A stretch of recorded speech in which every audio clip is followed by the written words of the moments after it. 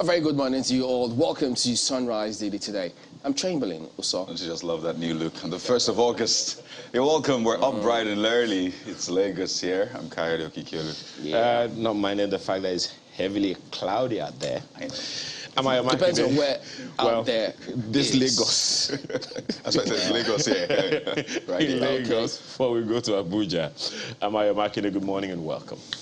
Yeah. So quite lots and lots of developments going through, but you know, these days when you look at what transpired, for instance, if you look at your way out of Lagos and inward Lagos-Ibadan Expressway, the hassle that lots of people went through yesterday, and this is something that occurs in terms of how young people respond to all these kind of things, how angry they seem to be, and sometimes the anger gets the better part of the mob, and it's always the case in the mob action. So it's a trend that that is out there. The police was almost grappling. In fact, they were grappling to control all of those scenarios. So these are kind of things that different authorities need to look out for and ensure that, look, we've seen this scenario before.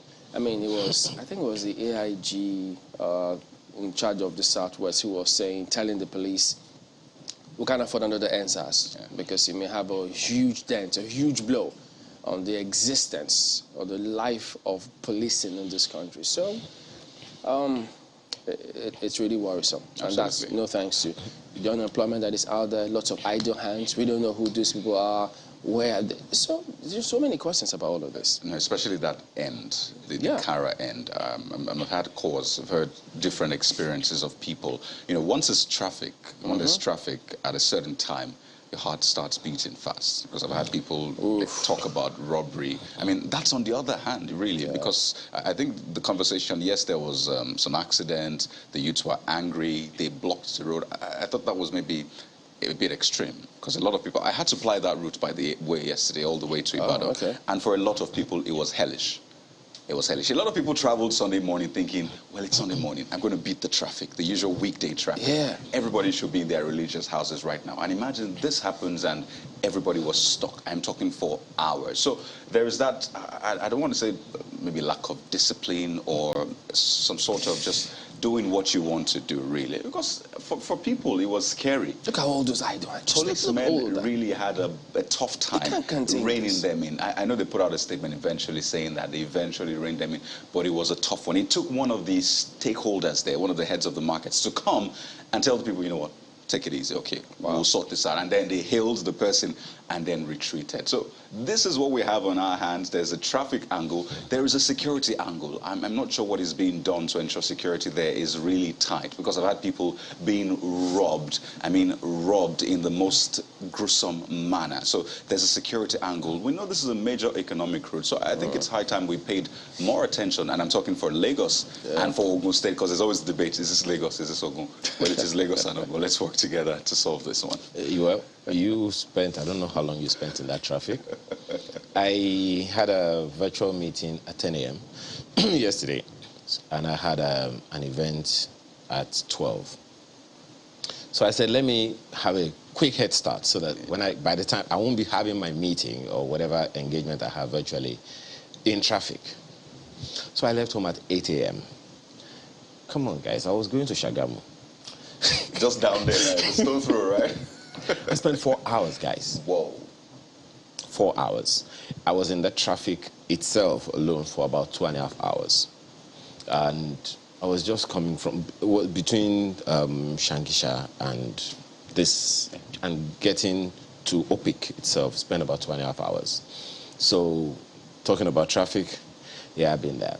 And you know, for those who have had experiences on Lagos-Ibadan Expressway, when you're in traffic, trust me, you are in traffic. I've done 12 hours on that road before, so I know what I'm talking about. Yes. Veteran in these things, aren't you? 12 hours. I've done 12 hours, wow, 5 p.m. to 5 a.m. I've done 12 hours before, so I know how it feels. Well, that was years ago. But the issues are the people. You talk about idle hands. Yeah. There are so many components to it. There are, unconfirmed reports that some people are coming from outside of Lagos and coming into Lagos. No, that's something you see every day. Yeah, we'll see. I mean, in fact, you see them with motorbikes on the trailers. I saw a couple yesterday. So that, is part of the melee. And one is wondering exactly what is the attraction. Of course, yes, we know, Lagos is like that place that you go to that where you pick money on the streets and all of that, but it's not the reality. It's a facade, it's a farce, it's not true. There's a lot of, what's the word do we use now? Hustling. Even if you will have picked all the money before you get here anyway. So I think government, I think governments at various levels, you talk about the authorities, we need to find a way to reduce the rural-urban migration as much as possible. Yes, I know it's a tough call, but you said it, Chamberlain, it's their job cut out for them. Why do people leave their communities to come to urban Nigeria? Why do people leave rural areas to come to urban areas?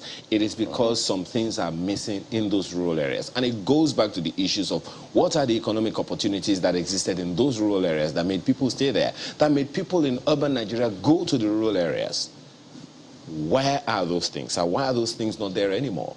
That's why we have the kind of migration that we have now. And that is one of those things that need to stop.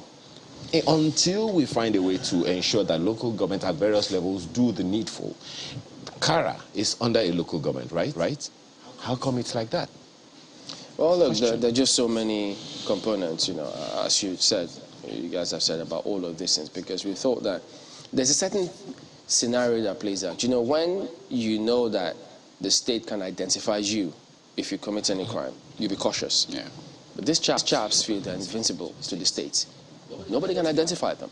We thought that the social register, or what do they call that stuff again, where they pay, it's in 199 million naira for school per day or per month, and you thought that it was going to be predicated on a very good register, but there are still huge questions about that register. How did they come about that register?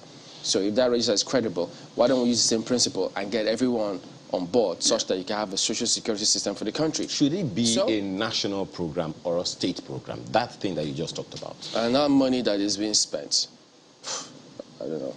Just so many questions about all of that. Because if you spend just to feed people, and after the feeding is done, there's nothing else to it.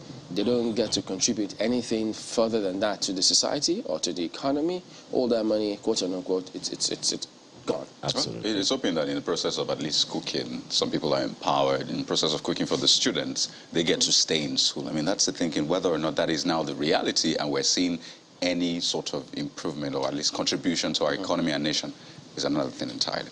Because the second thing is the SMEs. You love the SMEs. Oh, yes. In terms of how huge they are. In that case, let me withdraw, because he's going to go on a tangent if I go there. Because we know the importance, because if some of those monies were plowed into those SMEs, they can employ hundreds of those on a regular basis. So, anyways, we'll go to the dailies. We'll start with New Telegraph. Today, insecurity. Church main target of attacks by Islamic extremists, says Autumn. Northern Khan urges Buhari to defend Nigeria's sovereignty. Still kicks against Muslim candidacy.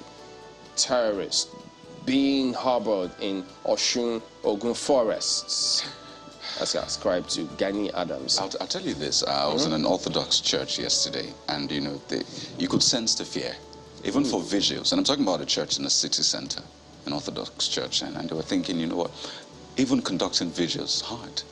I'm thinking, wait a minute, this is actually in Ibadan. Whoa. And they were like, people aren't coming for vigils anymore. Even for normal church services, people are thinking, we don't know which church is next. And it may get to a point where people feel, look, what the heck? I can't keep living like this. I need to do something we need to protect ourselves. And what they do, to them, will be legit. And you can imagine if thousands of people, millions of people do the same, can we afford to handle that scenario? I hope it doesn't turn into, Lord's resistance army. Just also, right. And then you see, urges Southwest governors to convene stakeholders meeting on security. So that's the big one you see right there.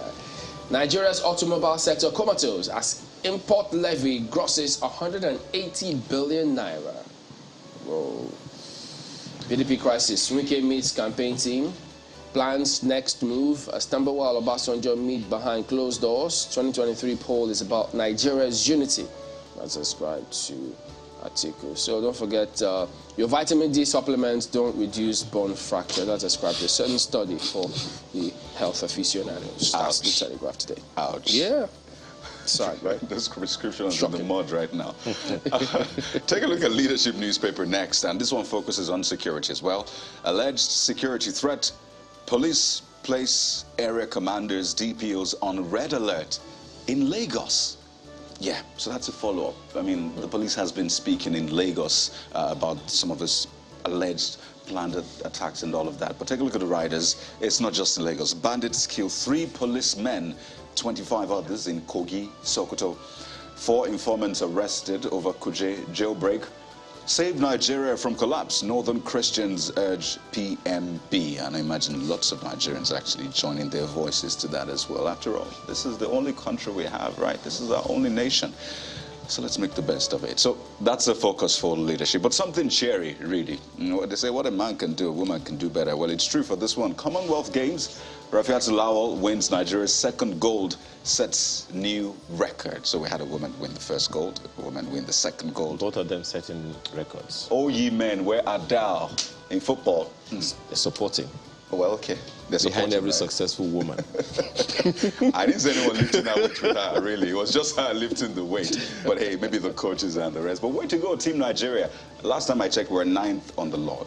And I mean, it's good to see that. And when they have to sing the national anthem, it just brings more goosebumps. But that's the lead in terms of sports for me, for the Leadership newspaper. PDP governors reach out to Wike as Obasanjo Tambawa meets. That's a big one happening in the PDP. We'll take a look at that, definitely. And one final one. 2023, 10 female governorship candidates, 24 running mates emerge. So again, way to go, women. That's the Leadership newspaper. The Guardian newspaper is talking about yet another collapse. This time, aviation. Local aviation risks collapse as only 39 out of 90 airplanes, okay, but beg your pardon, only 38 out of 90 airplanes are active. You know, when you said 39, I thought, okay, good. And then you dropped it, 38. I'm like, oh, yes, no I way. did. Wow. I did drop it. Goodness. I mean, meanwhile, I think it was no Telegraph that they say Boeing is raising an alarm over the death of Manpower in Nigeria. It's a whole load of issues. When you saw that report that says before the advent of NCAA and after NCAA came on, 131 airlines have gone extinct in this country. Wow. Well, how is that even possible? Well, I get it's one of those issues that we hope to be able to take on today and find out why some of these things are happening and how they can be nipped in the bud. Air Peace, Arik, Asman operate at 38.8% fleet capacity. Hurdles of air travelers as over 30% are underserved. And just one more rider. Out of the rest, only 4 of 22 airports are viable. Turn others to shopping malls. Bernard tells FG. So I'm trying to whether to laugh about it or really think about it. Okay, maybe that might make them viable at the end of the day. Really. Yeah. Shopping malls. Remember how all those factories we had turned to similar scenario? Churches took over, warehouses took over. I remember the one. Died. Yeah, I remember the one on Obakran in Lagos. It had, I think, one of these tire companies. I don't remember exactly which one of them. It's Michelin or Dunlop. It's not there anymore. I think it's a religious center that is there now. Well, there you go. Take a look at the Abuja Inquirer next, and their lead story, as you've seen, the tension remains high in Abuja. The theme there is the terror attacks. And then you get to see vigilante services up. Night businesses suffer. FCT, neighboring states team up. So they've got to put a lot of heads together now. And then Who knows? And besides, well, much as it's good they have all of those CCTV cameras and do what you can to ensure that you take at least some sort of personal responsibility for your selves and several other people around you. So it's always important for that to happen. But that's Abuja Inquirer today. Well, a new addition to the lineup. Take a look at the front page of This Nigeria. And yeah, you'll see the green of Nigerian flag right there. There you go. The big story, APC, PDP running mates imbroglio. The endless crisis. It looks like some insight coming from This Nigeria. Pro-Wike group meets in Abuja, may give conditions for resolution of impasse. Northern Christian APC can reaffirm opposition to joint Muslim ticket. Peter Obi plots to harvest from rumblings in big parties. That's something a lot of people have been looking at and, just seeing how this will work out. Because clearly, there's been a lot of issues within the APC and the PDP. So how will this harvesting happen? Well, more insight, I imagine, on the inside. What machine is going to be used for that harvest? Because that word harvest is very It's going to be mechanized sort of harvest. Mechanized. Or just the usual. So that it's mechanized farming now, right? You started it. Well, more stories on the front page. Insecurity, aggrieved APC senators likely to join opposition lawmakers in plot to impeach Buhari. So that has been on for a while. Whether or not this will sail through or fall through is another thing entirely. Living in fear, the ordeal of Abuja residents. That's also just right beside the nameplate, just right on top of the front page of This Nigeria. It's a topic on insecurity. A couple of other stories. The Jetty one story makes its way in the media issues as well. Let's leave it there for This Nigeria. The Nigerian News Direct has this one on its front page. CBN's assurance. Mixed reactions trail rise in Naira against dollar. And the riders, BDC operators advocate floating of Naira. Nigerian economy suffering lack of productive activities, ascribed to Chizia. And FG must fix structural money policy issues, ascribed to Muda Yusuf. Find the details on page 3 of the paper this morning. I can't shake off the thought that between the 70s and 80s, in fact, there's a report that I saw, I think, somewhere in the 70s or 80s, the dollar sold for 70 kobo. 70 kobo. Honestly, now it's reversed now. At this rate, it almost hurts to hear things that happened or how things were in the 70s, how Nigeria was this, how great those nation. days were better than these how days. Those days were better, how we're lending to nations. It hurts, it's painful. Not just lending to nations, lending to the IMF. So when I hear that, it's quite painful for me. So, I want to ask people who were alive then, how it was. What exactly, how did we lose it? Because clearly at some point we lost it totally. Maybe we didn't know we had lost it or we didn't know we were losing it is another thing entirely. But I think it's unfair really for some people to enjoy that kind of Nigeria and then now, in quote, give us the Nigeria we're facing today. And honestly, the debate about this Forex, I think it's unending. So fix a floating exchange rate. Are we looking at 1,000, 1,200, 1,500? Because there's so much demand. People are trying to pay for school fees. I don't even want to get into that one. People have deadlines to meet in days, and they will do anything just to get Forex. People are trying to pay for medical fees. People are trying to, sort the usual manufacturing things they need to buy, and there's so much demand. So if we leave it free floating, I wonder how much we'll pay for a dollar. And it's not about to end, because what manufacturing goes on, what exporting goes on. Practically import a lot, even the minutest of things these days. So, and then if you don't deal with insecurity, how are people going to carry on with their investments? So it's huge, really. But that is the look at the dailies here today. Okay, have we looked at that already? Yeah, we have. That's the one you just saw, right? Okay, there you go. So that ends it with a look at some of the dailies. But we will be back in just a moment. Stay with us.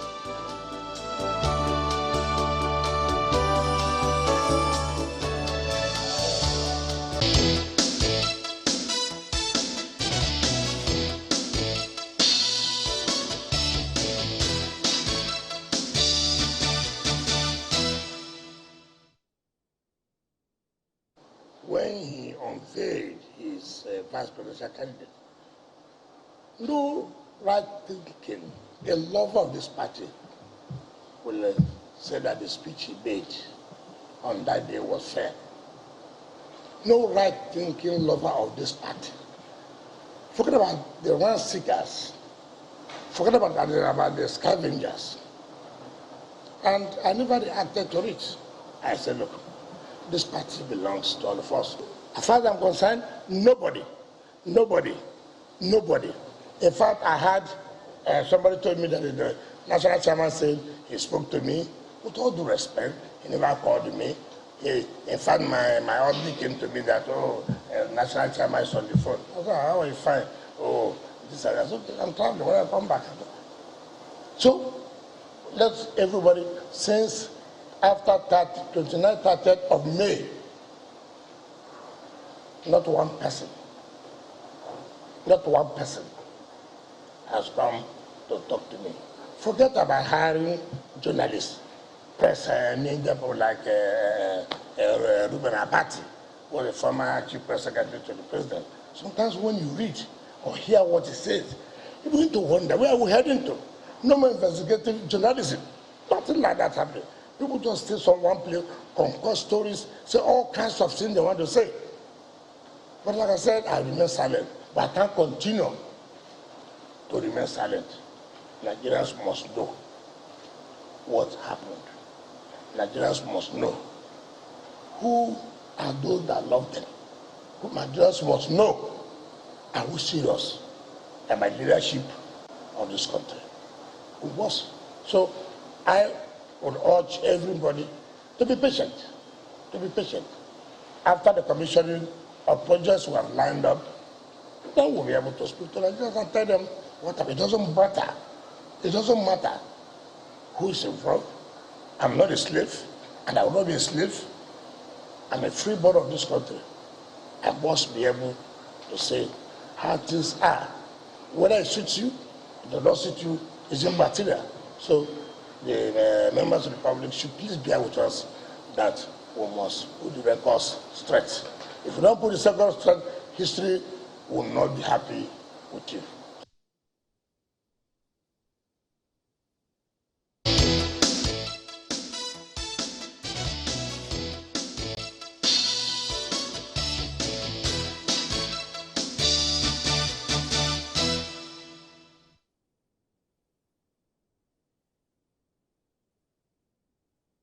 All right, so that was over the weekend, but yesterday the PDP, certain groups also held a meeting.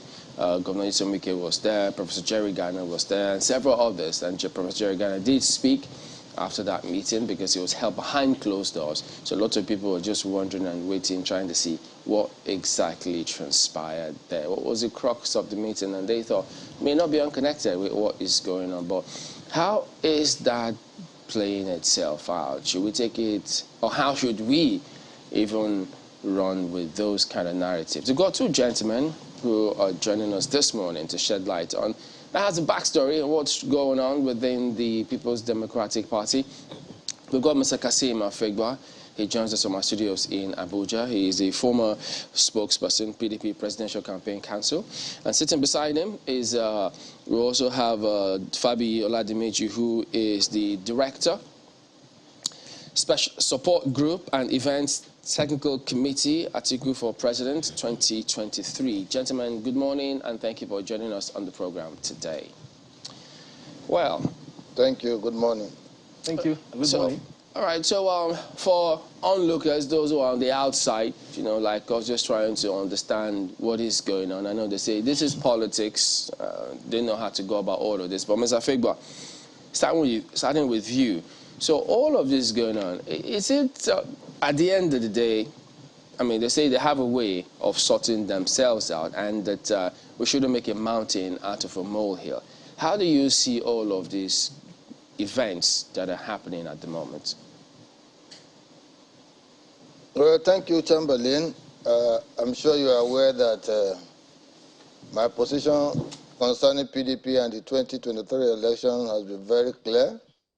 I am completely against, the the happenings in the party with respect to having a northern candidate. That was why I took a decision, publicly to resign my membership of the party. I'm partyless as at now. I'm just watching the scenarios.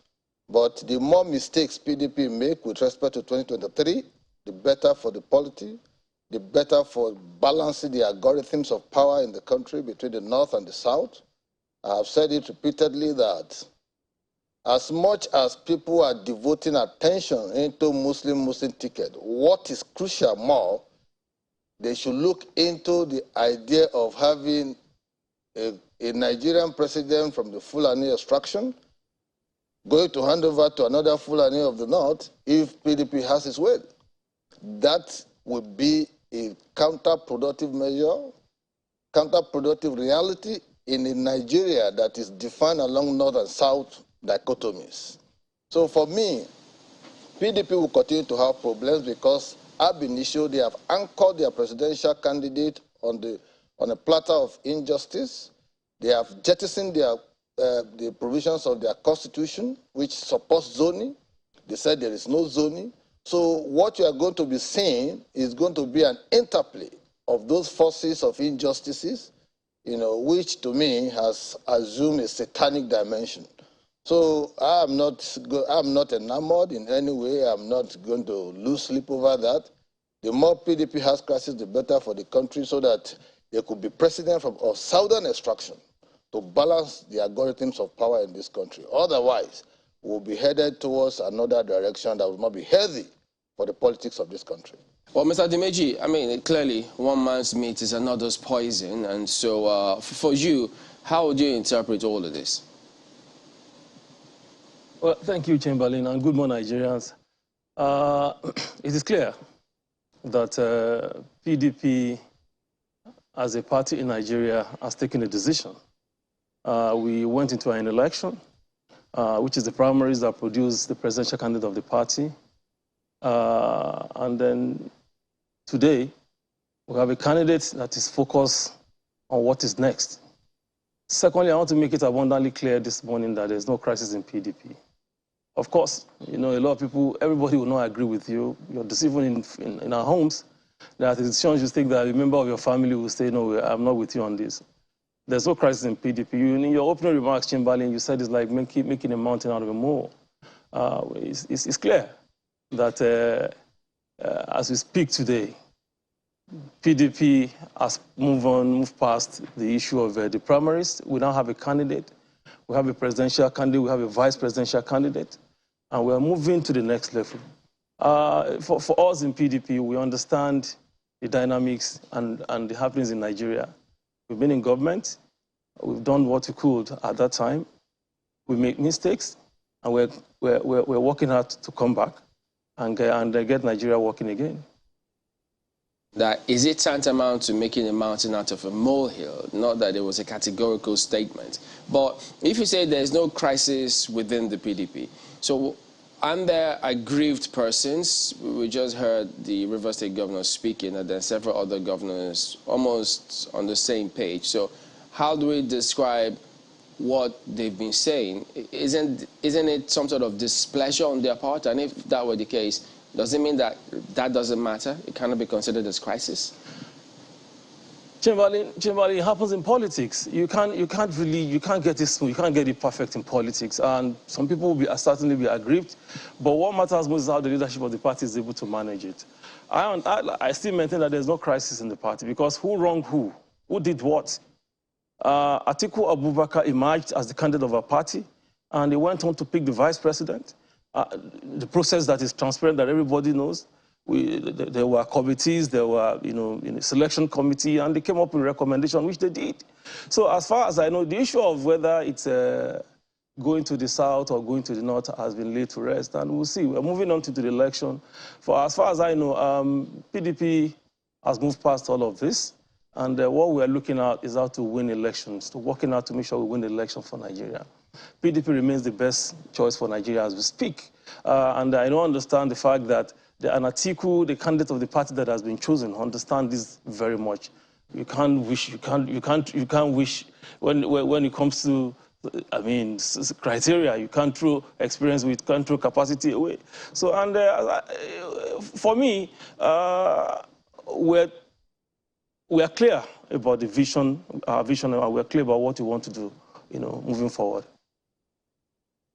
You may want to react to some of the things that you've heard Mr. Oladimeji speak about, but from your own perspective, Mr. Afegbua, how significant is the displeasure, if I can use the term, of some of those governors who have continued to make their opinion known? Governor Tom, for instance, is saying, look, when Governor Wike is perceived, he will be perceived. And a number of people are either overtly or covertly saying the same thing.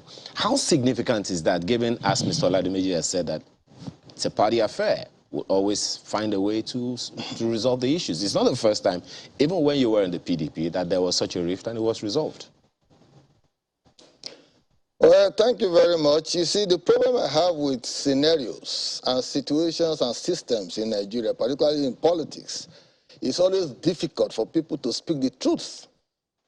Instead of them to come out and accept responsibility for certain infractions, they will continue, to repeat the same thing. Oh, it's a party affair. We don't have problem. We don't have, well, even when it is obvious.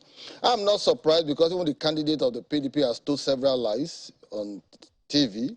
He appeared on Arise Television and told several lies about, statistics and data. Wike accused him of telling lies.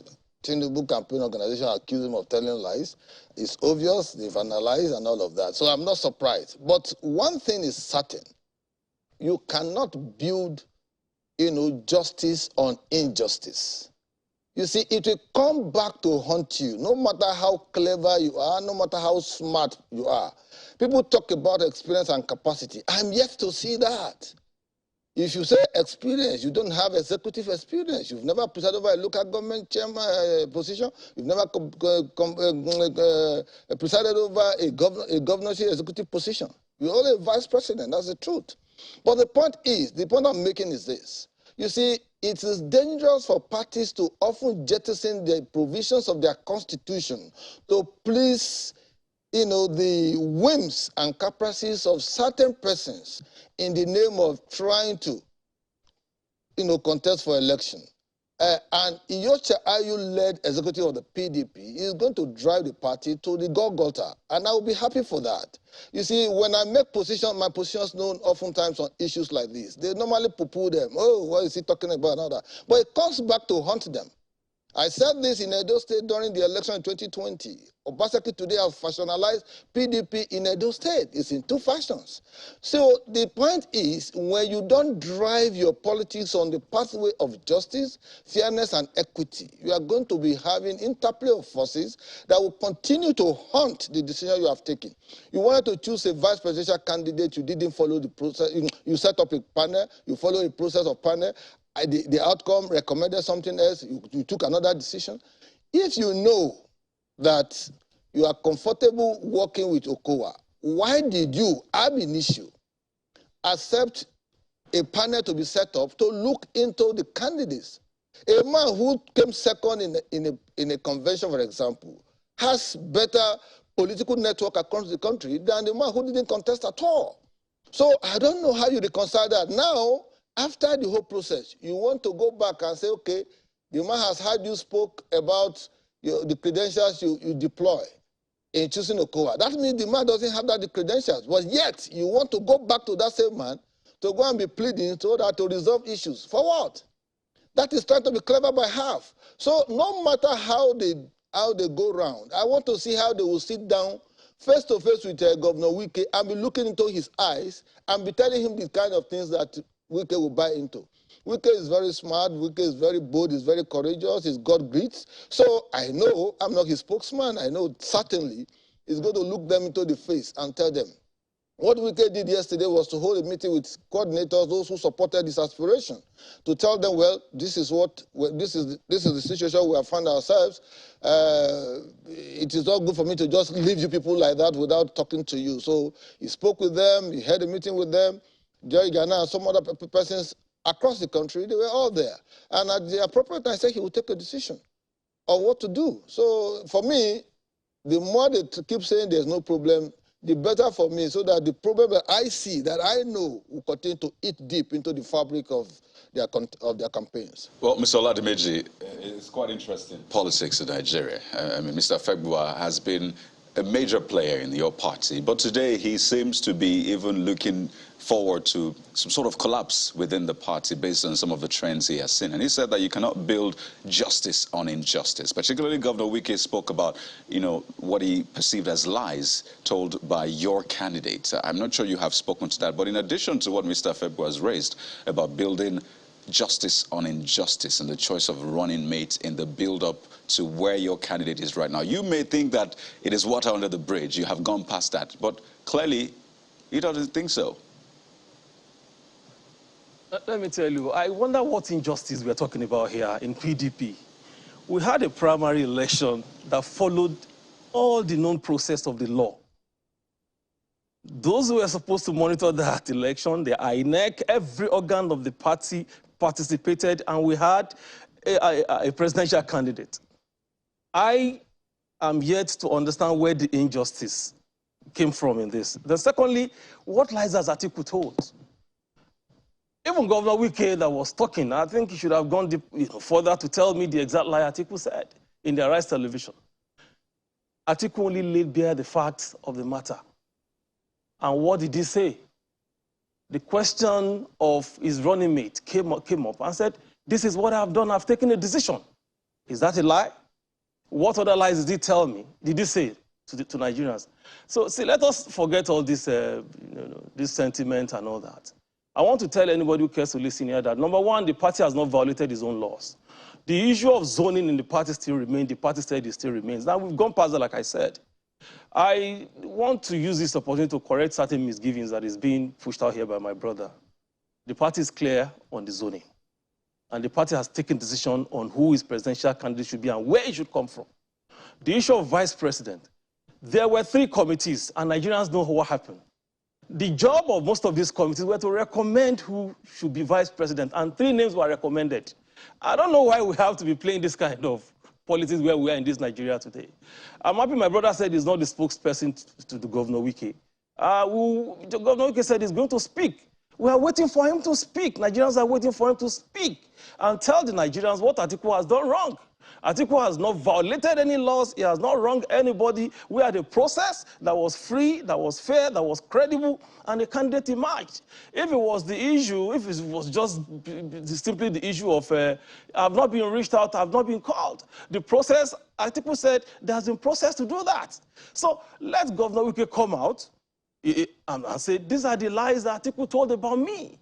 So would anybody say it's a lie that Atiku said, yes, I have picked out of the 3 they gave me. All the committees that were set up make recommendation. And Atiku took that and acted on it in consonance, in collaboration with the party. Let me again clear this. Senator Ayu, as the national chairman of the PDP, is the best thing that has happened to this party. And I stand to be corrected, I stand to be challenged on that. We have seen how Ayu and his NWC has led the party. We had the free and fair primaries. A lot of reconciliation is going on in the state. So if anybody comes on national TV and said, hey, that is the no, we know the pedigree of Iyorchia Ayu. This is same Iyorchia Ayu was supported by this, all the governors, to emerge. They brought him. So if today, because things didn't go some people's way, I now say Dr. Iyorchia Ayu is going to run the party into that, I don't agree with that. As far as I know, the party is focused. The party knows where they are going. And Atiku is working hard to rescue Nigeria. And we're going to rescue this country, whether anybody likes it or not. All these things are bound to happen when you are going into election. During any election cycle, you have a lot of these things coming out. The meeting held by Governor Wike yesterday, I love it because it brought together some critical stakeholders of the party. And those people I saw there are not those who want the party to disintegrate. So if my brother is here and what he's looking for is to get PDP disintegrate, one can understand.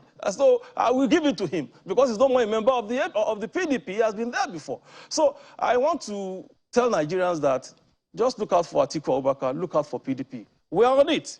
It's a family affair, and we are going to settle it. Yeah, I mean, you're trying to respond to some of these issues, but initially you said there is no rift in the PDP. So I'm wondering how these issues... Just a second. Now, you said there is no rift, and you say there is reconciliation, and you say that, you know, there is a lot of you know, pockets of issues being resolved or being addressed here and there. I'm wondering where that is. And you say that, you know, there was no zoning issue in the PDP. A number of people will be wondering, because there were hopes that since we have right now a northern candidate, the next one shouldn't automatically come to the south. And that was what is believed to be in the constitution of your party, unless that has changed or there is a different interpretation to that. Maybe you didn't get me well. I said reconciliation in the states. We have states where we have pockets of issues. That's what I'm talking about. So what reconciliation are we even talking about at the national level? That's the question I ask. Then secondly, my comment on the zoning still remains the fact that PDP said it has not jettisoned its zoning. Let me tell you, PDP has its laws. When you look at the number of years that PDP was in government, out of these 16 years, all right, 14 has been to the south, from the south. Northern part of Nigeria only had 2 years. And this is very clear. And the question of the PDP is very clear. It does not mean that the PDP has jettisoned its zoning. Even the party said, we have not. So it's still there, it's very clear.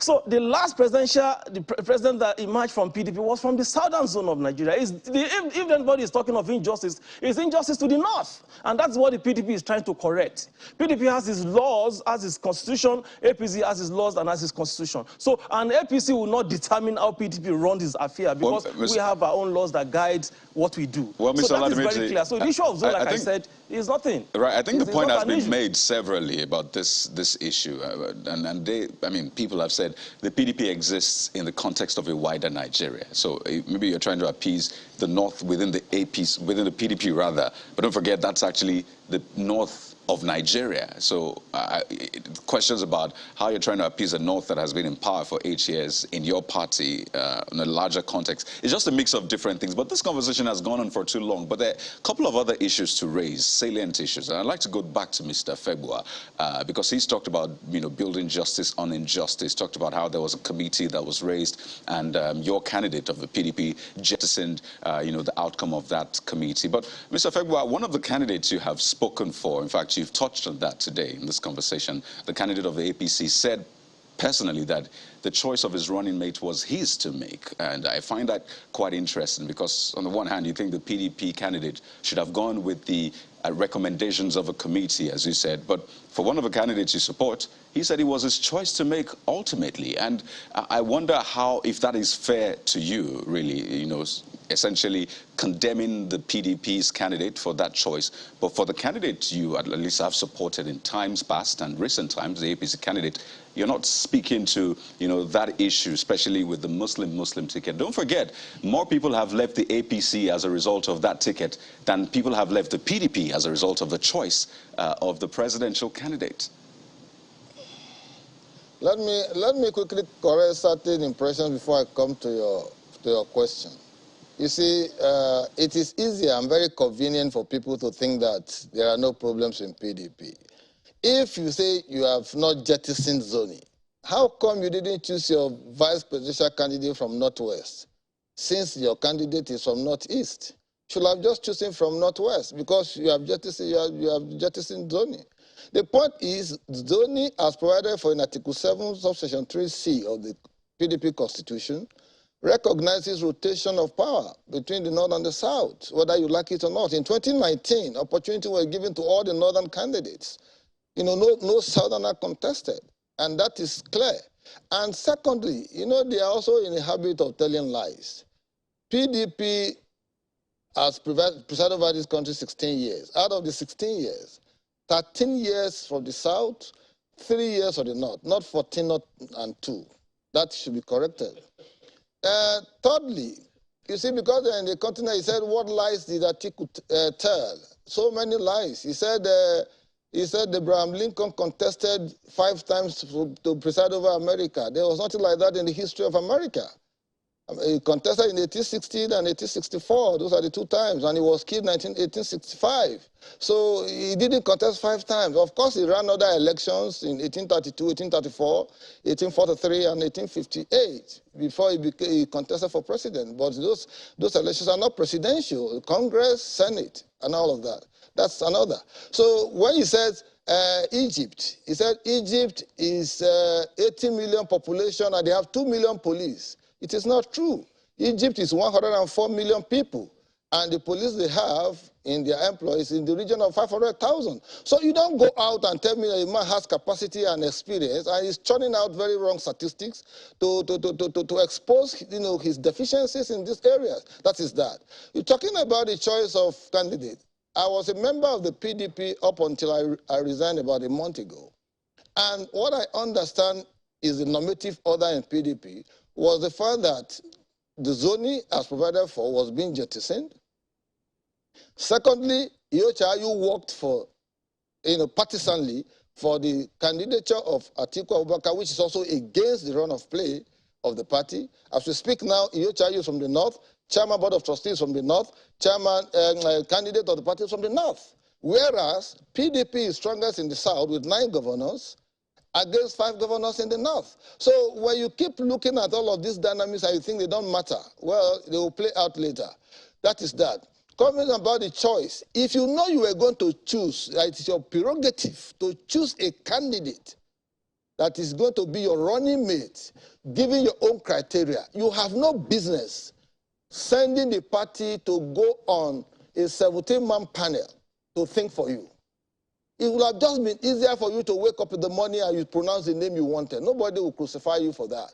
But he did it in 2019 when he picked Obi unilaterally, and the thing backfired.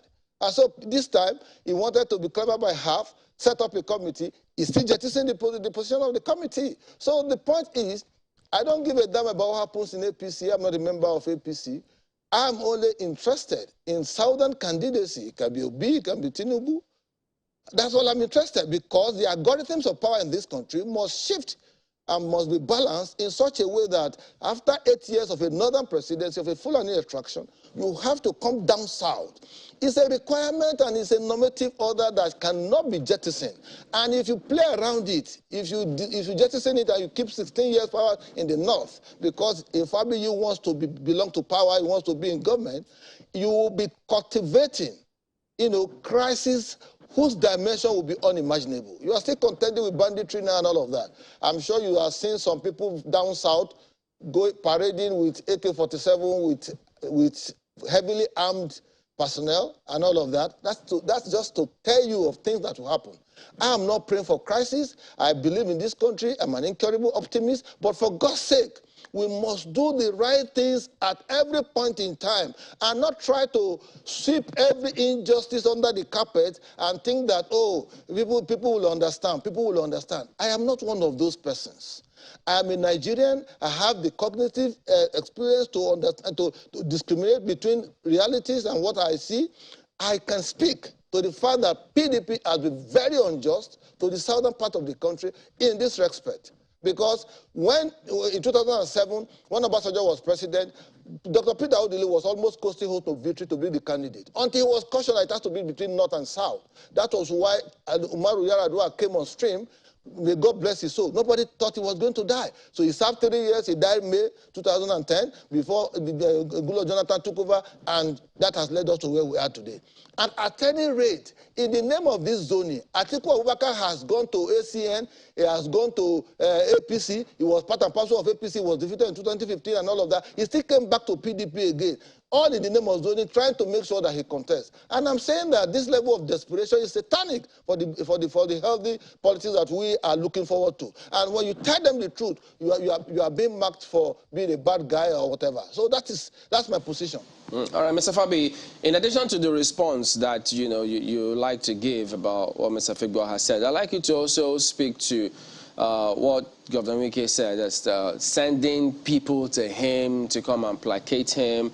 So if there was no crisis, why would that happen? And then Is the PDP going to go into this election with the party chairman from the north, the BOT chairman from the north, the presidential candidate from the north as well? Well, Chamberlain, first, let me correct certain impression that my brother mentioned here. I think we would have been on this table discussing real issue, not pedestal issue. When you begin to whip up sentiment about details of statistics that someone said, and you term that to be a lie, honestly, I'm being taken aback. A few days ago, I read where some people were saying the Labour Party candidate gave some wrong statistics. It happened. So we don't need to be here and be talking about pedestal. These are childish things. That's not what we want to do at this level we are now. I think we have gone beyond this. Number one, and number two is the fact that speaking to your question about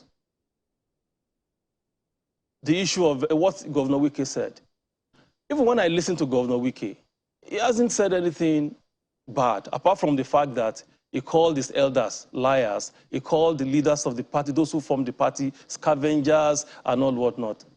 You know, one of the major things he said in his statement was, nobody has called me. It means that Governor Wike is expecting that the party or the candidate of the party, they need to sit down together and discuss the future of the party. Not in that light that my brother is trying to portray. Whether he likes it or not, I know him. He's been with the PDP. He's no more with the PDP now. You can understand his position, you know, coming here to say most of these things. But for me, I think Governor Wike is one man that has invested in this party, and the party has equally invested in him. And I don't think we want this party to collapse, as my brother is praying for the PDP to collapse. Governor Wike, you know, has benefited from the PDP. You know, and PDP has equally benefited from him. So you understand all this very well. And I don't think we wish the party that has invested in the party that has helped him to be where he is today, we want it to collapse. So having said that, the national leadership of the party and Atiku Abubakar as he is, this is the difference between Atiku Abubakar and someone like President Muhammadu Buhari, who does not believe in inclusion.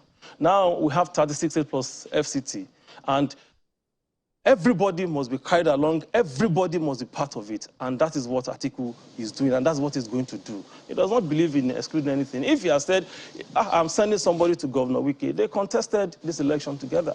And Atiku himself realizes the stature, the capacity of Wike. And he said it in that statement. Why is my brother not talking about that? Where Atiku said, Governor Wike is an asset to this party, an asset to this country. Why is he latching on Atiku did not say what Atiku did say that what did not say? I don't know. All these things, as far as I know, they are too childish, they are too pedestrian. They are serious issues that we need to talk about. He mentioned the issue of banditry. He mentioned insecurity. These are things that Atiku is coming. Don't forget, Atiku has at one time in this country secured our borders.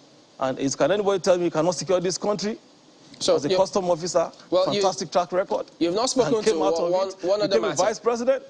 You haven't spoken to one. And you are now saying that he does not have experience, does not have any executive experience. Could you speak to the leadership of the party, the structure of the party? Is there going to be a national convention? Will the national chairman resign such that other sections of the country... Of course. Let me tell you, Chima, this is how it works. Chima, this is how it works, all right? We usually have what we call midterm convention. As we move forward, there's going to be, and Atiku made it very clear, that the leadership of the party did not has even sat down and said, see, the moment I emerge, you know, as the president-elect of this country, as the president, the national chairman automatically moves to the other zone of the country. What else does anybody want instead? I mean, this thing is very clear. He made it abundantly clear. So we'll get to a point that the moment he emerges as the president by the grace of God, the national chairman of the party and other positions in the party will automatically change. There's no crisis about this. There's no problem about this. We'll go into this election. PDP will go into this election with an Atiku as the president candidate of the party, with Okowa as the vice president, and we'll win. And let me speak to what he said. I'm continuing to repeat, to say this, that the process that produced the vice president candidate of our party was clear. And there was no just 1 second. Just 1 second, Mr. Oladimeji. There's a need to quickly understand something that you just said now. I mean, the question Chamberlain asked is very clear. In the build-up to the election, you're saying that the presidential candidates, the national chairman of the party, and the chairman of the board of the party will remain as they are, all Northerners. Yes, we've had this, we have had it before. It's not new in the PDP. There was a time we have a president and we have the national chairman of the party from the same place. And it got to a point that has to change. It's a process. What we need, what we had at our hand right now is to face this election and win this election. And I don't see this affecting anything, causing any ripple or any setback for the party. All right, well, just a second, Mr. Fabi. Let me ask Mr. Afegwa what he thinks of that. Is that an issue for you? And I don't know if there are other issues in the party that you want to point out that might give people a better understanding of what is going on, especially the members of the party.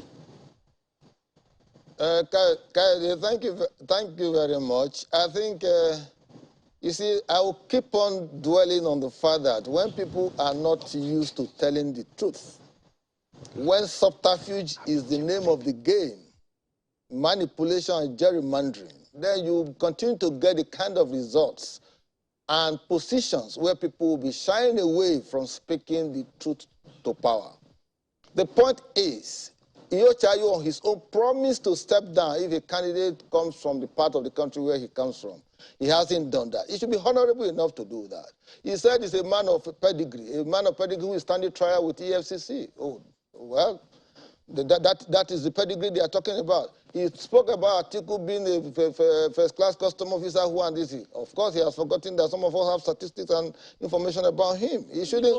You don't come here. Atiku was a custom officer. He was still trading and doing business against civil service rules and all of that. He challenged you on the rise. Bring it up. So please, allow me to talk, please. If you don't want me to talk, I'll leave the stage for you. I didn't interrupt you when you were marketing your bad product. I didn't interrupt you. Bring it up. The point is, people should learn to speak truth to power. As it is now, the PDP is killed in favor of the North. Whether he likes it or not, that is the position. Chairman, Board of Trustees, North, candidate, North, the chairman of party, North.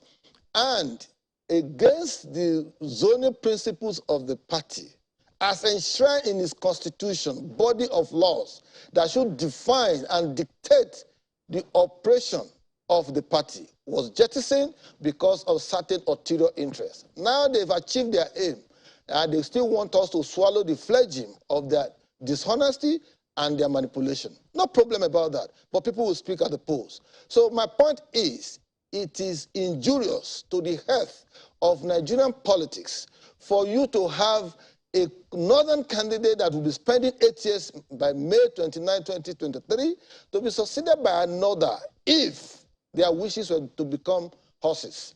So I am of the opinion that whether we like it or not, it is the turn of the South and the South for 2023.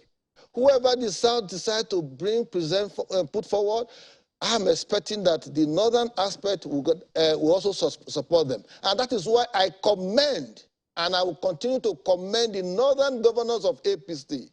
14 of them, maybe 15 of them, they rose from a meeting and told the party structure and the president that, no, it should be the turn of the South. Let us see the position so that we don't deepen the mistrust that has been existing between the North and the South.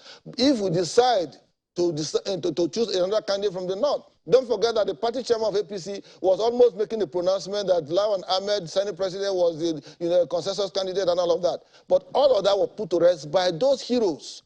For me, I call them heroes of our present democratic dispensation, those northern governors. They spoke my mind. They spoke the minds of millions of Nigerians. Because you continue to think that because of what you are going to gain personally as a friend of Atiku, you are going to, oh, it is better for him to be president so that you too. See, I'm not going to be detained by those kind of pecuniary interests. Those who know me know that I want to do things in line with what I feel is driven by my conviction. I feel pleases my conscience and the conscience of majority of people. So if you think that it is not an issue for you, no problem. But I'm sure inside PDP, I can tell you categorically there will be sabotage. And I'm praying for that sabotage to happen so that Tiku will not smell as a rock. Right, gentlemen, we need to go, but Mr. Fabi, just briefly, we need to wrap up in a few seconds, if you don't mind. Okay. All right, Mr. Fabi, do you want to just very quickly, because we need to wrap up? Yes. Like I said, I understand my brother's position, and Nigerians understand his position too. It was against the party in his own state. The party still won. Now, what will happen at the national level? All right. And is this all these things that will now determine what happens in Nigeria? No, it's not. Nigerians will speak.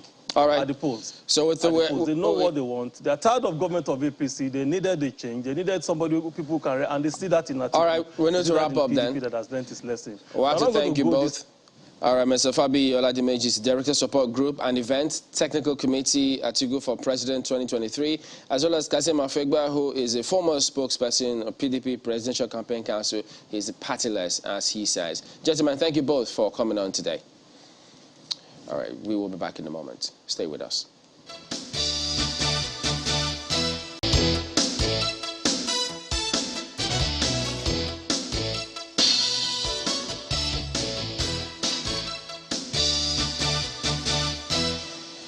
We've got Mr. Bankole Bernard, who is the Chairman, Association of Airline Training Organization of Nigeria. Good morning, and thank you for joining us on the program today. Well, good morning. Yeah, there's a lot going on in the sector. I can imagine that even yourselves, those who are training professionals, always wonder, oof, to what end would this training be if at the end of the training, persons don't get into the aviation sector in Nigeria, they find themselves internationally. But give us your experience and interpretation of what you think is going on, because many don't want to even think about the worst happening in the aviation sector. The truth is, Nigerians need to embrace the reality, and that's the truth. The reality on ground is the fact that practically everything in the aviation sector is foreign currency denominated. The only thing that is happening around is that it's being converted to our local currency and we trade on it. As it is, we have shortage of foreign exchange and there's absolutely nothing we can do about it as a nation now. This is as a result of high volatility of the foreign exchange. And you can see the rates have skyrocketed. At the black market now, we're talking about 710. The question is, the aviation fuel is imported and it is foreign currency denominated.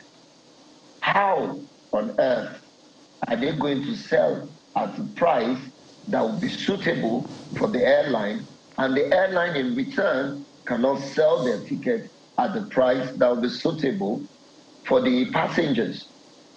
So the reality we all have to face is the fact that the cost of air ticket is going to go up. We're all going to be affected by it.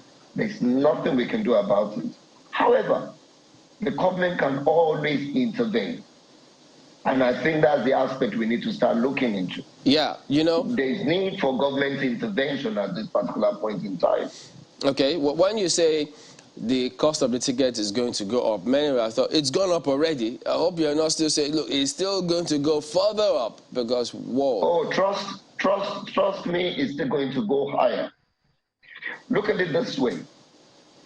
If $100 gives you $100 change to Naira gives you 610. Now it is 710 to a dollar.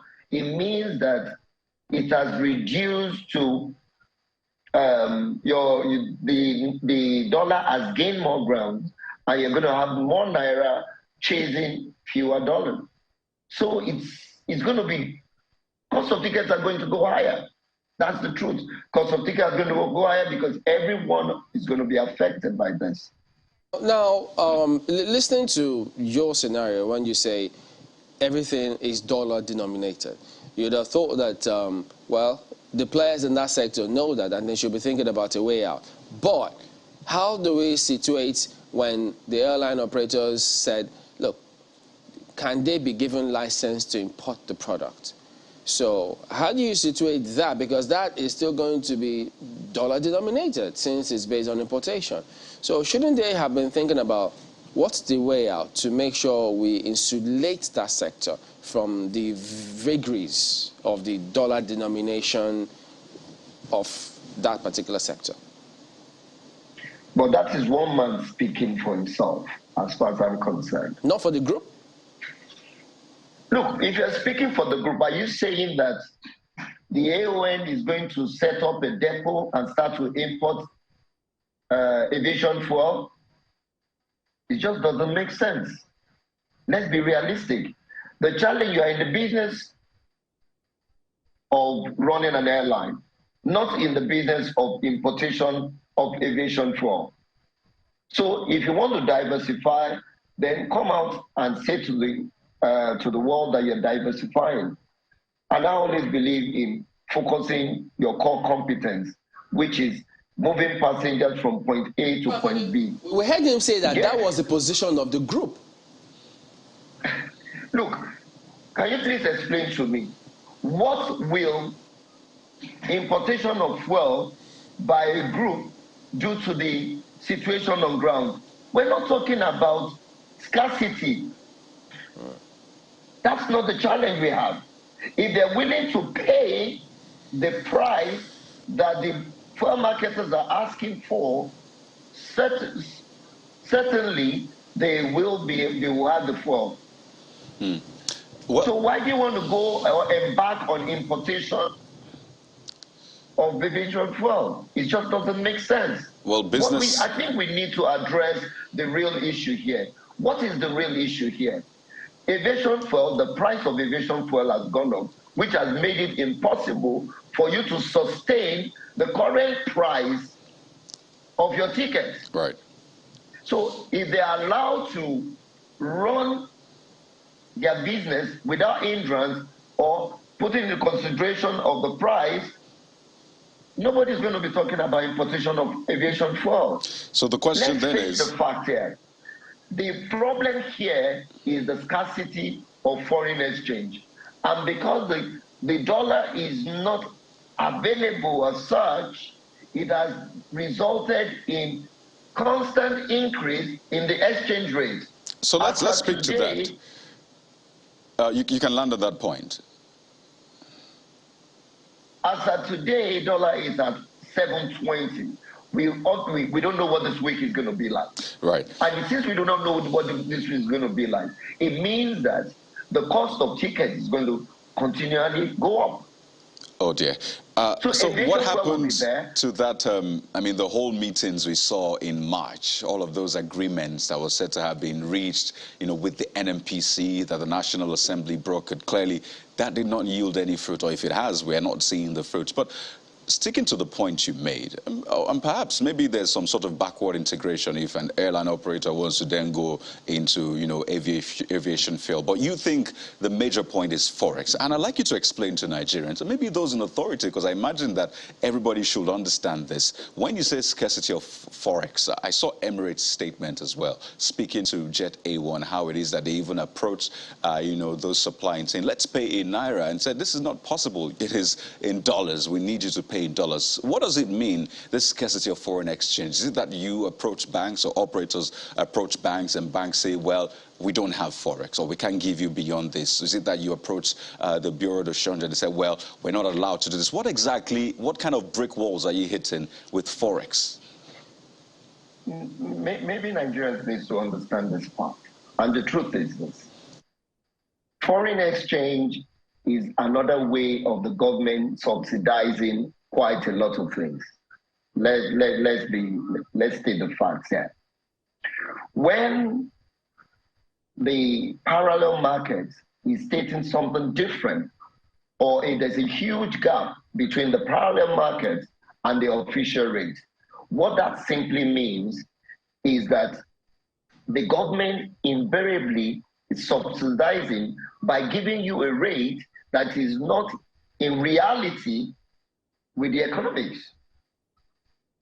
So if that happens, it means that the government keeps subsidizing. So if you go to the bank for your PTA and you're buying your PTA at the official rate, and you know what the black market rate is, even though the government is giving you just $4,000, it means that the government has subsidized for you as a traveler, invariably, let's face the fact, invariably by giving it to you at the official rate, vis-a-vis the parallel market that is at 720.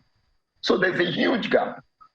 Now, CBN is coming out to say to us, look, there is scarcity of dollar. It's a situation which we found ourselves as a nation. So what we all need to do is to brainstorm on this and see, how can we get out of it? It is very, very clear. The inflation is high. And if the inflation is high, definitely you're going to have high volatility of the exchange rate, especially for a country like ours that is import denominated.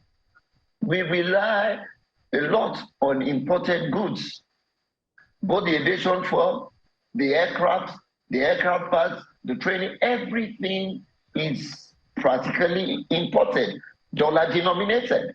So we're going to be heavily affected. The only thing that the government can do further is to see, how do I come to the aid by waiving certain things?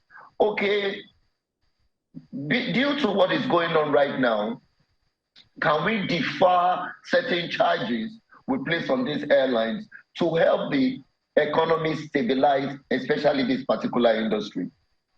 Defer the taxes, defer the landing charges, parking charges. You can defer quite a lot of things just to bring peace to that particular industry and not ground it, because right now, air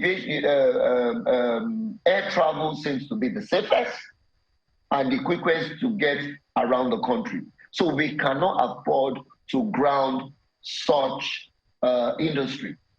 Is a major concern. It's a major concern. So exactly. We have to, the government needs to come to the aid of the industry. We need, I don't know how many of these stakeholders. Just 1 second. Yeah, just 1 second, Mr. Bernard. We will speak to not just the aviation industry, but to the people as well, the passengers. You spoke to that. But I'd like you to expatiate a little further on how to rescue the situation.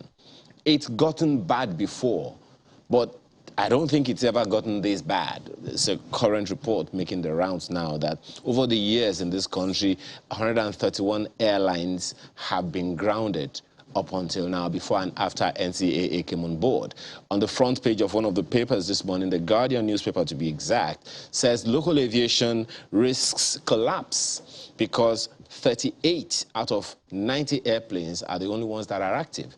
In fact, one of the airlines is said to be operating below 40% of its capacity.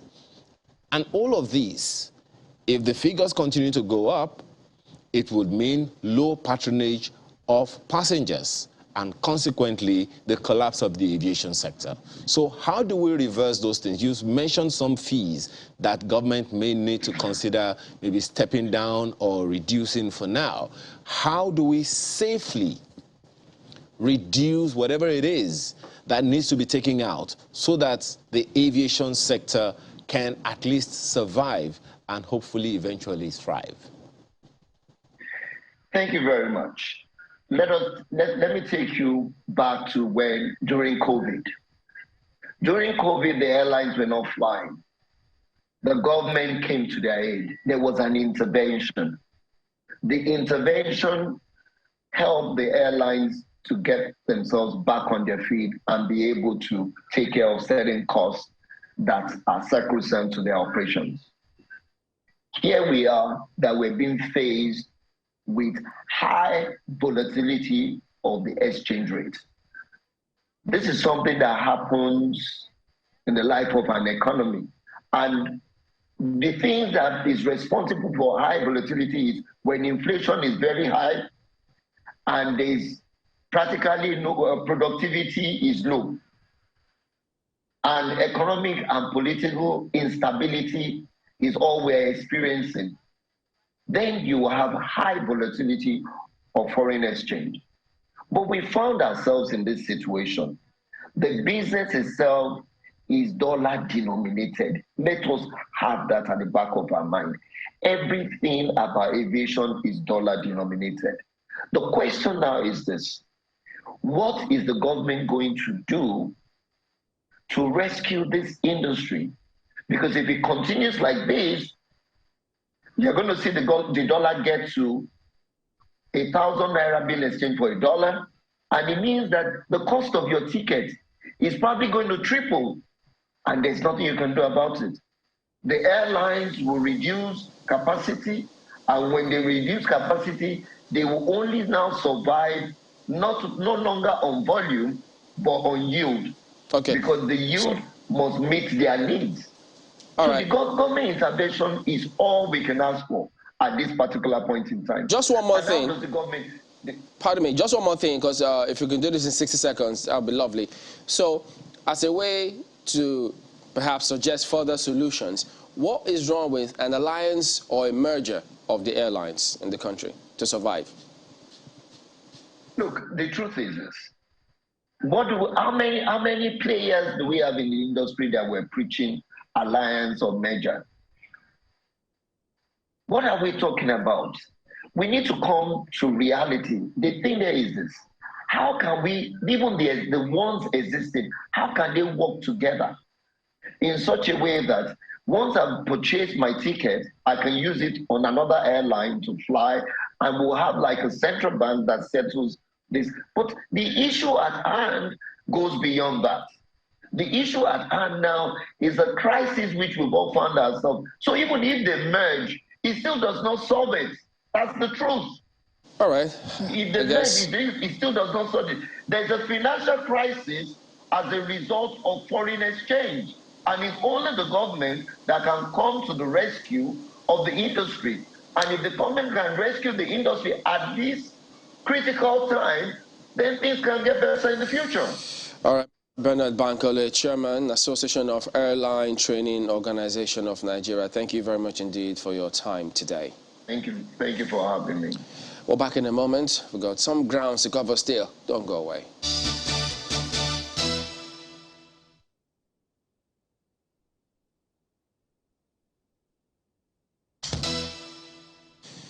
Well, Dr. Daire Ishaya joins us next. He is the president, NARD, that's Association of Resident Doctors. Good morning, and thank you for joining us on the program today. Well, you know, Nigerians thought that the government and NARD, at least there's that handshake, they're talking, they're trying to sort things out. Only for them to see the press release from NARD saying, look, 2 weeks, address these matters, or else the neck will meet, neck of NARD, and you can't rule out an industrial action. What's going on? Well, thank you very much, Chamberlain, and good morning. It's true that we have had quite some progress being made between our association and the government. And that's why, if you look at the communique as it was released, you observe that we actually also shower some praises on some of the governors who we felt they have done very, very well. Like the governors of Edo State, Delta State, Lagos State, Nasarawa State, and Benue State, and also the governors of Borno and Yobe, who we felt they have actually done very, very well. We showered some praises on them and encourage other governors to also emulate the kind of investment they have actually put into the health sector, so that we'll continue to experience peace in the health sector. You recall that last year following our strike. We had a lot of meeting with the government regarding the hazard allowance, which was one of our cardinal demands that led to the last year's strike. And of course, after several interfaces with the government, eventually the government unilaterally came up with a hazard allowance that was apportioned to various cadres of health care workers. That does not sit down well with us. We rejected it. But after our communication was delivered to the government replied us that we were not directly involved or were not the leader of the negotiation for the doctors, and that NMA was the lead for the Nigerian doctors, and also Juhesu negotiated for other health workers. So, so it was resolved. It was resolved that we should accept it the way it was after we have interfered with the enemy. But recall, to our dismay, when the National Executive Council meeting reviewed the situation at Lafia, it was discovered that 7 months later, this new hazard allowance have not been implemented for our members to benefit from. And also that the value of what it will, rather our members who get now is far lower than what it was when it was implemented, if it had been paid at that particular point in time. Also, sometimes in February, the National Salaries, Income and Wages Commission came up with a circular reviewing the duty toll allowance for all this, which it was a service-wide circular reviewing the duty toll allowance for all officers in the civil service. That circular was implemented and have been implemented. Every other civil servant is benefiting from it. And it was the same circular that when it was implemented, it led to the increase in the examination fee by the National Postgraduate Medical College of Nigeria to a very astronomical high. And we requested from the government that our medical residency training fund, which is also a factor of duty to allowance, that as civil servant with the government, we do enjoy, even though not complete. We requested that the government review. That also was not done as at the time that we convened, or rather convoked the July NEC meeting in Lafia. Well, Dr. Shaya, so we can touch on some of the major issues. We had a very acute shortage in of manpower. Numbers. I imagine you want to talk about manpower. Am I right? Yes, sir. Okay, so you've talked about a few things. You've talked about the hazard allowance, 7 months now. You say it has not been implemented. You've talked about the duty tour allowance, which is a part of the residency training fund, and now manpower. I know in that statement you talked about some attacks on your personnel as well as other issues. But just to be clear, at the end of a 2-week ultimatum which you have given the government now, we'll get into that, but just to be clear, is there a possibility of an industrial action at the end? Do all of these issues warrant possible strike? Because we're faced with ASU strike, don't forget. Labour has given the federal government some ultimatum which will elapse, 2-week ultimatum which will elapse Wednesday. So just to be clear, is NARD bracing up for another strike at the end of the 2-week ultimatum? Well, at the end of the 2-week ultimatum, just as we said, we are going to review the position. And it, of course, who knows, we could as well come up with communique pressing the effort of the government toward resolving this issue. And that is what all of us want to see happen. Strike is usually the last thing that resident doctors always contemplate. Recall our strike was only suspended. If we were strike mongers, we would have arisen from that NEC meeting, proceed on an indefinite strike because it was a suspension. So, Dr. Shai, because of time... Of course, we look at the... Right, pardon me. Because of time, so that we can lay these issues before Nigerians, health is very important. We don't want to see a strike. You said it's the last thing, but it looks like it's still on the page, or at least on the list anyway. Speak to us about this. The issues you have, is it strictly with the federal government or state governments? Because I see you mentioned some state governments in that communique. You've mentioned Imo, you've mentioned a couple of other states, Abia, and the rest. So are you negotiating with, would it be a general strike nationally, or just targeted at the states where you have issues?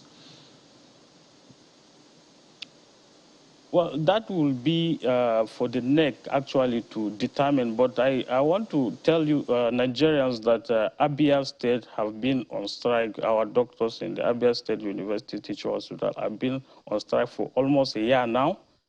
But however, there has been some little progress being made.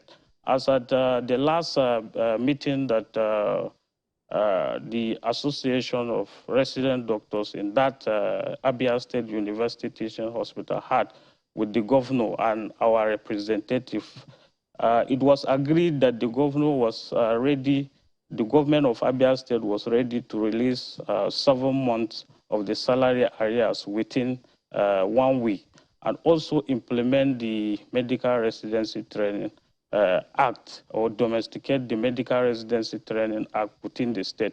So if we are having progress like that with other states, we will continue to explore that.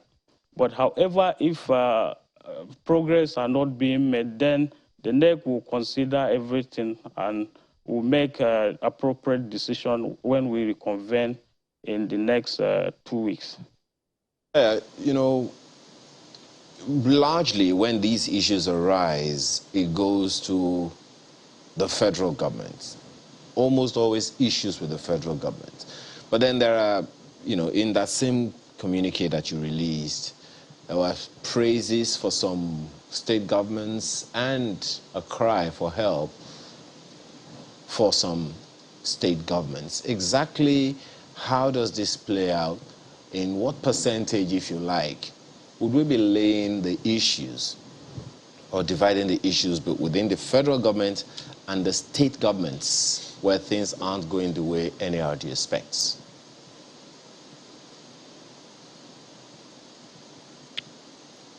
Well, I can say 60% of the problem actually lies with the state's governors or governments. But we still have a lot of issues with the federal government, which are largely unresolved, which I have actually was trying to mention earlier. And we are association. We put everything together and try to find out the best way that we can get those issues sorted. Well, okay, go ahead. I just want to quickly touch on this because you talked about manpower, you know, the death of manpower, brain drain as we wind down in the conversation now. And I want to know, is there something you think government can do? Because you said it categorically that government should do something to stem this. What do you think government can do to stem this brain drain? Some will say, I mean, people have a right to aspire, I mean, to maybe go outside the country or whatever. So what do you think government can do? And I just wonder for you, why are you staying back? I wonder if you're not even processing as well. So what do you think government can do to stem that? Well, we have actually identified the problems earlier, even during our last strike. There are a lot of bottlenecks when it comes to replacement of an exited resident doctor.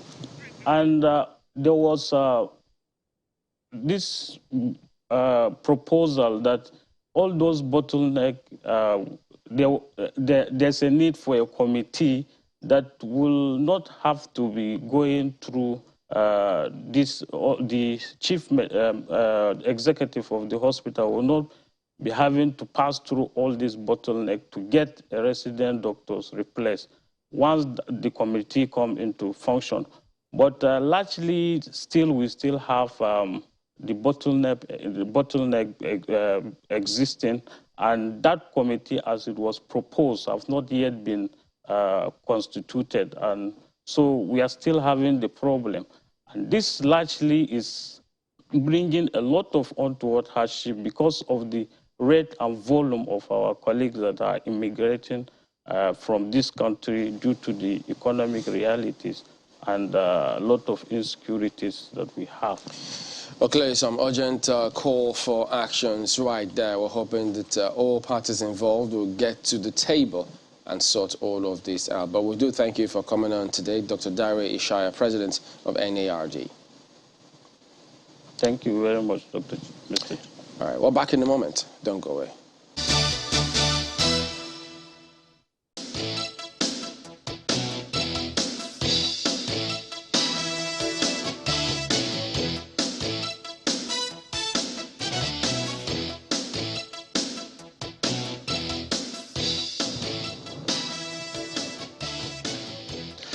Well, just one more thing before we go. The issue of floods all over the nation. Just recently we found this report released on Yobe State, how so many communities have been flooded, and yet guess what?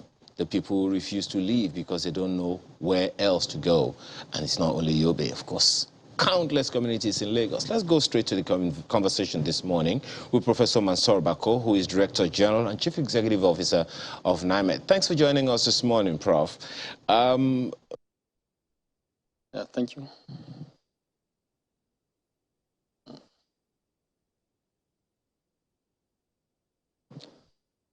What can you factor as being the reason for this?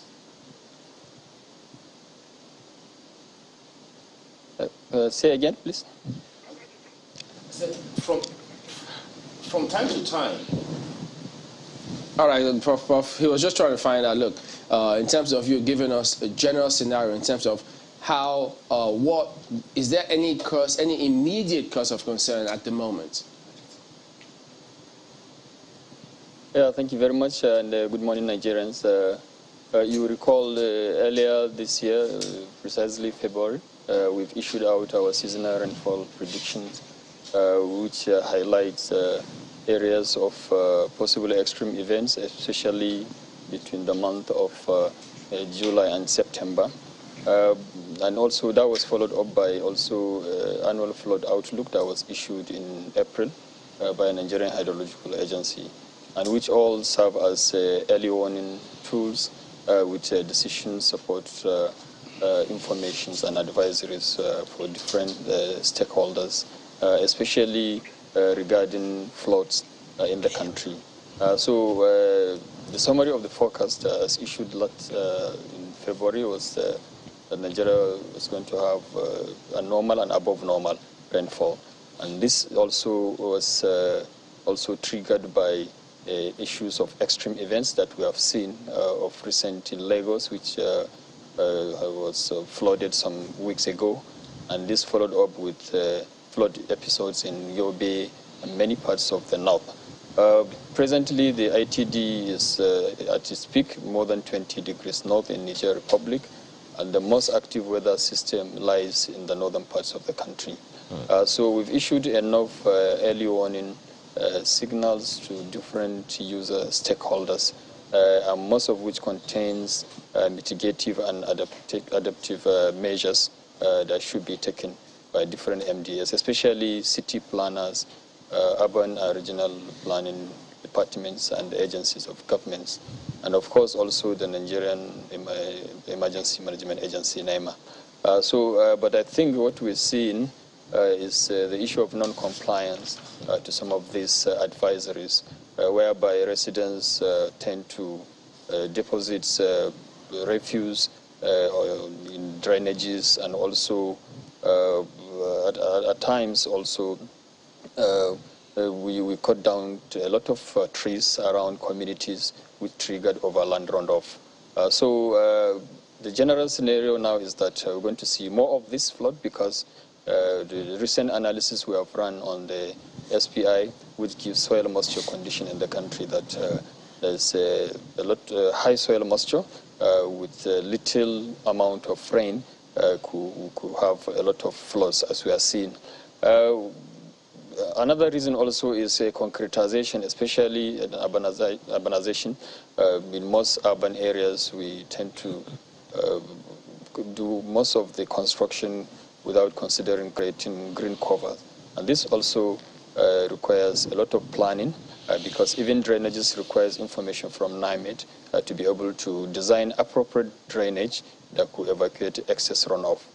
So we're seeing a global concern of especially with regard to climate change, and we're having localized factors. So more floods are coming, and we advise MDAs, especially at state and local government level, to be able to advise people living on floodplain and flood-prone areas to be able to evacuate. We have excellent relationship with National Emergency Management Agency, and which consume our forecast and also relay the information. So this is the most active period between July, August, and September.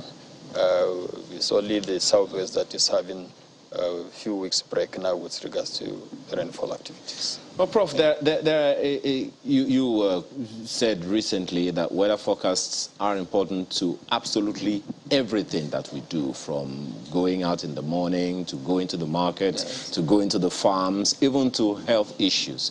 But then there is also that issue you raised about the residents.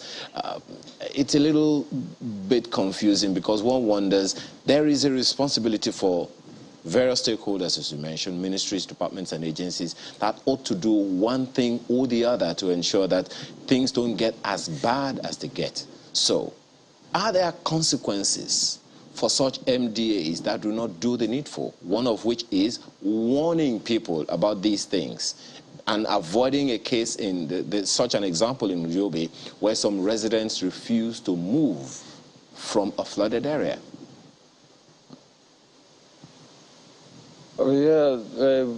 Provision of weather climate services is a very comprehensive value chain which requires effective coordination. At our level, we provide the service as producers, and then we relate such information to relevant MDAs in agriculture, water resources, environment, early warning, health, construction, roads, and transportations. And so this serves as enablers. These MDAs now consume the information and relay.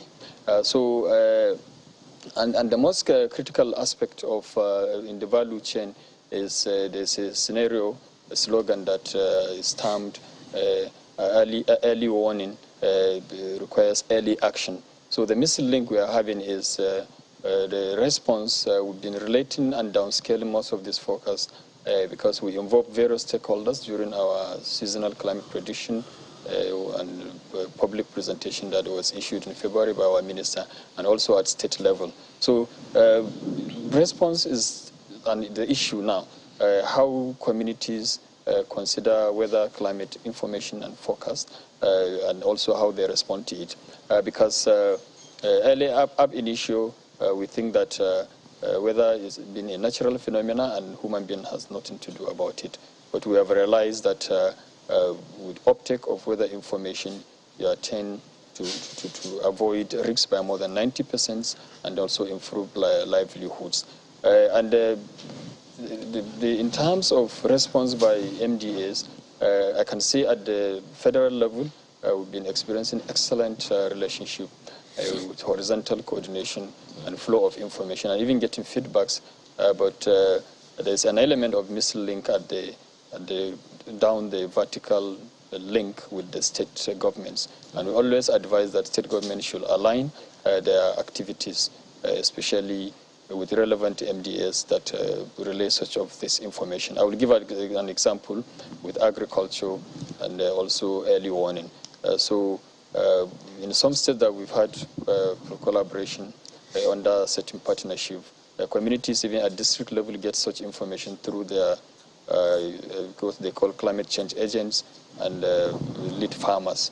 And as such communities tend to align their activities based on the focus and thereby reduce risk. So compliance is the missing link here, and we also advise that Nigerians should take over the focus very seriously because if you spend 1 naira in providing early warning system or information, you are avoiding the eightfold of that in terms of destructions and damages that such extreme events will cause, as we have seen in many parts of the country. Well, you spoke about those who live in floodplains, and which unfortunately shouldn't be, because if the town planning authorities had been doing their jobs, such a thing probably wouldn't have happened. But now it has happened. What do you do in a case, for instance, where women, children, the elderly are living in communities where they cannot afford to leave because they do not have economic power to vacate their homes? And is this something that the states should be taking on, relocating them to some other places? Thank you so much. As I have said, there are many government MDS that are responsible for this. In our case, we issued such focus and also liaise with such MDS. But at the state level, we have the State Emergency Management Agencies, known as SEMAs, and we also ought to have local emergency management agencies, which are responsible to coordinate most of this, identify vulnerable areas, and also try to provide early warning information for evacuation. So we advise states are responsible for providing temporary camps, especially in areas where we have flood imminent occurrence, especially as we are seeing now in the next few weeks, we are going to have a combination of high amount of rainfall, which high volume inflow from most of these our localized and the 2 other international rivers of River Niger and Benue. And this eventually will inundate flood-prone areas and thereby also ravage communities. So it's for states through the SEMAs to conduct vulnerability assessments and also provide effective coordination by informing people that are living on such areas and also evacuating to temporary sites. And I think we ought to implement what we call integrated flood management system, whereby all stakeholders are involved in the value chain. And I think the information part is quite critical, at least so people can know what to expect. Just quickly, 2 issues quickly. I don't know if we could take it on. So you said, yeah, we're done with July, but we're still faced with August, September, maybe October. In terms of rating the years, 2021, 2020, I know that it was maybe higher than normal. You've said that this year is normal and above normal. Does that mean that we'll see more floods this year compared to what we've seen in previous years? Because it looks like, you know, one year keeps topping the previous. What is the outlook first for this year? Actually, we're having pretty high precision, especially based on the focus of over 95%, based on the issued documents that we have released to public. Globally, because of issues regarding climate change, we've seen extreme events in Australia, we've seen in Europe heat waves, and of course flood and forest fires in many continents. And this also is an indicator of climate change and responsible for extreme events.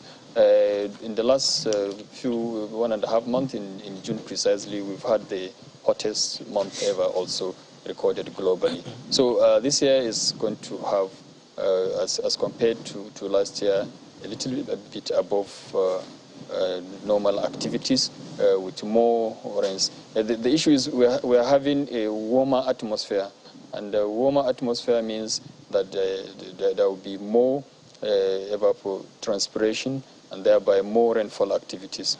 And what we are seeing now with regard to rainfall pattern, that cause most of these flash floods and other riverine flood is increasing rainfall intensity, because the amount of rain that falls within a particular unit time tend to increase, and this block or soil pore spaces and thereby enhance surface runoff, which also coupled with also the concretization. Well, Prof, in 60 seconds, so it's good you have given us this prediction. In 60 seconds, I mean, saying the flood in Kentucky, 28 people killed so far, and that's in the United States, and we have predictions here as well. You've talked about climate change.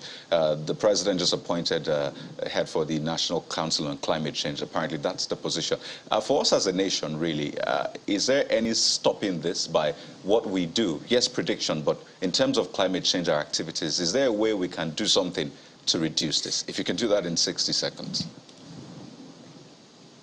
Yeah, thank you so much. I think I used to mention in most platforms that with regard to climate change, we have three options. And the options are adaptation, mitigation, and suffering. So it depends on how we do the mix of adaptation, mitigation, and then less suffering. And if we do less of the two, then there will be more suffering, as we've been seeing. As a country, in terms of policy and implementation, I think we are doing pretty well. We interface with Department of Climate Change that handles most of adaptation. I know we have a standardized adaptation plan and also mitigative actions that the Federal Ministry of Environment is coordinating. But the most critical factor is compliance by citizens, which also requires massive sensitization activities. Okay. I want also Nigerians to take weather focus and weather information very serious and continue to be weather-wise. Thank you. We have to thank you very much, Prof, for that, and hope that the citizens themselves will take heed to this council. It's not a culture we have. Hopefully we'll adopt it now. Professor Mansour Bako is Director General, Chief Executive Officer of NIMED. Thanks again for your time this morning. Thank you. Well, messages? Yeah, we do have quite a number of them. We'll just take some of them. Faces, for instance, says, there is no doubt that the future of aviation in our country is in danger. FG must act now and provide credit facility to the airlines to prevent them from going bust. FG must not allow high cost of aviation fuel and shortage of Forex to wipe out the aviation industry. Well, Educator is focusing on the build-up to the elections, especially with the candidates, saying if a candidate who may potentially become the next president makes any false or misleading statement, the candidate should be called out. Our leaders must be held to high standards, both in word and deed. We must stop making excuses for these candidates, he says. Same thing. Well, it would seem Law Alpha Cross is also interested in politics. It's unfortunate, he says, political parties are fixated on candidates that can win elections so they can control political power and run the system, and not candidates who possess the requisite competence to fix the nation. Well, there you go, fixing the nation. That's a fantastic note to leave it. Let's do all we can to fix this nation. It's the only one we got, at least some of us, not the others who have the different kinds. I'm Kayode Okikilu. A simple prayer for Nigeria is the second verse of the national anthem. Pray today. I'm Ayo Makinde. I'm Chamberlain Uso. Have a good day.